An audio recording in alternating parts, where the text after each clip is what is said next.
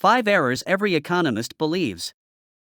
This essay will explore the proposition that economics cannot establish any foundational facts, therefore cannot generate substantial and significant predictions. The assumption is that economics as a study must contain error and that these are probably substantial and foundational. This essay explores 5 errors economists believe that are significant. All of these errors can be traced back to an ancient historical source. The origin of these errors is an empire found 6,000 years ago. That these errors exist and have existed for 6,000 years bespeaks of how deep-seated they are. That they have not been dealt with in the way they need to be dealt with. In fact, more often than not, they are regarded as great innovations. These errors are so foundational they infect all economic thinking. It is because of these 5 errors economists discuss lowering inflation, unemployment, taxation levels, and poverty instead of eliminating them. They are not needed.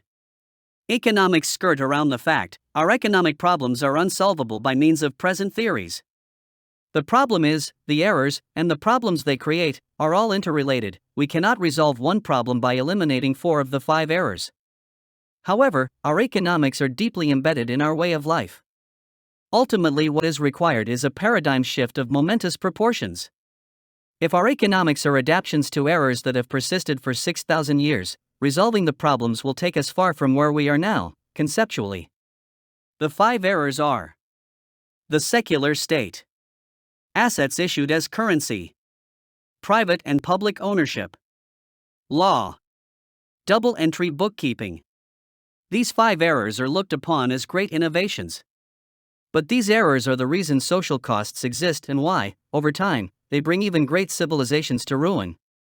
Social costs are imposed on society and future generations by the state. When social costs become excessive, as they always do, the state fails and the society it governs fail. Social costs include unemployment, debt, poverty, inflation, taxation, pollution, and most crime. We can also include economic inequality, economic injustice, economic cycles, and power disparities. Social costs are not natural phenomenon. They are costs created by a state that downloads costs onto society and future generations. Economists refer to them as externalized costs. Regardless of what one calls them, they are the product of a state that has embraced these 5 errors. All these are associated with Nimrod. Nimrod's most notable accomplishment was developing the state. The state. Genesis 10 verses 9 to 12. He was a mighty hunter before the Lord, wherefore it is said, even as Nimrod the mighty hunter before the Lord.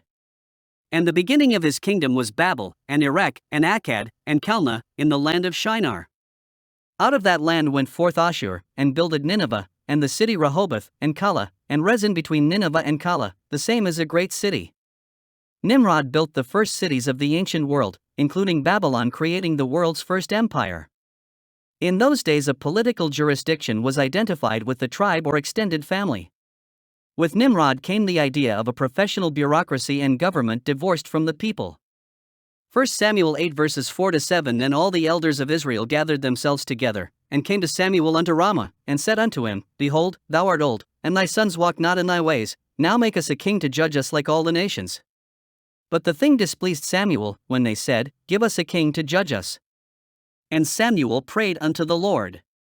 And the Lord said unto Samuel, Hearken unto the voice of the people in all that they say unto thee, for they have not rejected thee, but they have rejected me, that I should not reign over them.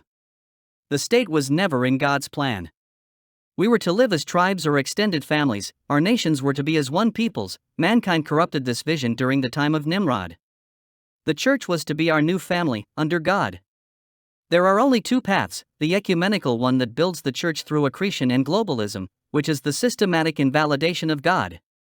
Ephesians 6 verses 5 to 9. Servants, be obedient to them that are your masters according to the flesh, with fear and trembling, in singleness of your heart, as unto Christ, not with eye service, as men pleasers, but as the servants of Christ, doing the will of God from the heart, with good will doing service, as to the Lord, and not to men, knowing that whatsoever good thing any man doeth, the same shall he receive of the Lord, whether he be bond or free.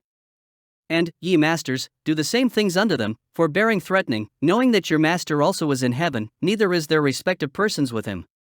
Christians are to be peacemakers, regardless of our station. We are not to rebel against established authority, but we are also not to take advantage of a high position. Not even communists support the state without reservation. The original ideal was for the state to wither away. No state so far has shown any propensity to wither. However, a lot of people like the risks of capitalism less than they like the oppression of the state. Taxation is a type of social costs. The state has no source of income other than divesting wealth from the polity. The problem of the state is well known. Governments intervene in the market. All interventions are founded on the belief the state has authority over the nation. This is not true. Ownership rests with the people, and more specifically the people of a specific political jurisdiction. We have a right to life and therefore to the resources that support life. These resources are the assets that make up where we live and work. The people of a place own that place by right. More on this later. The principle of subsidiarity and parsimony tell us that the simple solution is the best, meaning least costly. The state is simply an additional expense not needed. Asset as a currency. Money has no value. One of the biggest errors mankind ever made was thinking money had or was supposed to have value.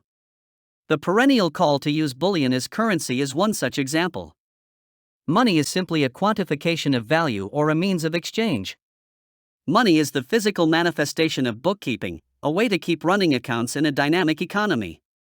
When assets are used for money, money is required to define its own value. Using something with value such as cigarettes or gold as a currency gives the asset greater valuable. The more valuable the base asset becomes, the lower the money value is. When the base substance increases in value, compared to the face or monetary value, inflation results. The more dollars, for example, it takes to buy gold when used as a backing for the currency, the less value the dollar has, compared to gold. Gold becomes so valuable people do not want to spend it or trade it for currency. Thus, trade becomes difficult and ultimately impossible. Everyone with gold or the base asset prefers to hang on to it, so long as its value increases. As the face value declines and the base value increases, people make money simply by hoarding the asset. Money is a measure of value, and like a ruler, the units which compose it have no intrinsic value.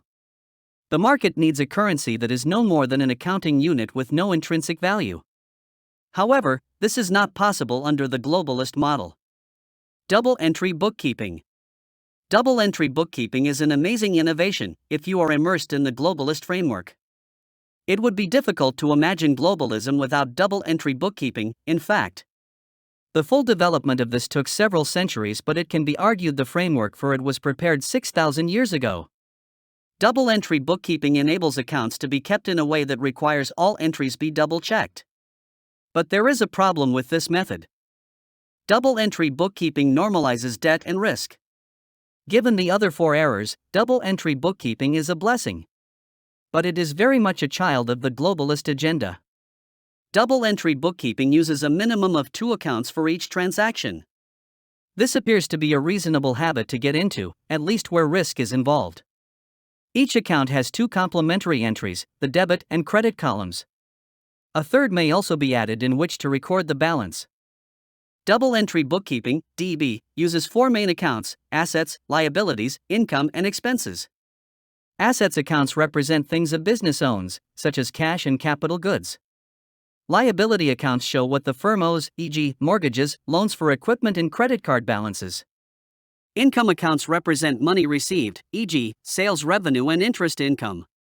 Expense accounts show money spent, e.g., purchased goods for sale, payroll costs, rent, and advertising. All of this is known, but notice, liabilities represent risk to the assets and risk increases costs.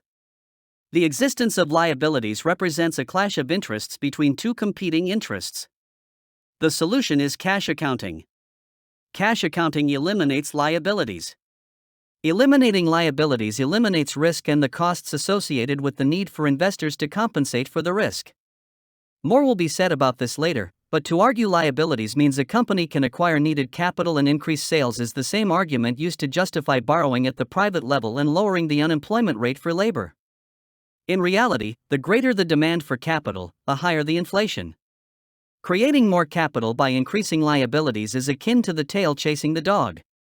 Law. Law is a double-edged sword. Modern civilization cannot exist without it, but without the institutions of the modern state, there would be no need for law.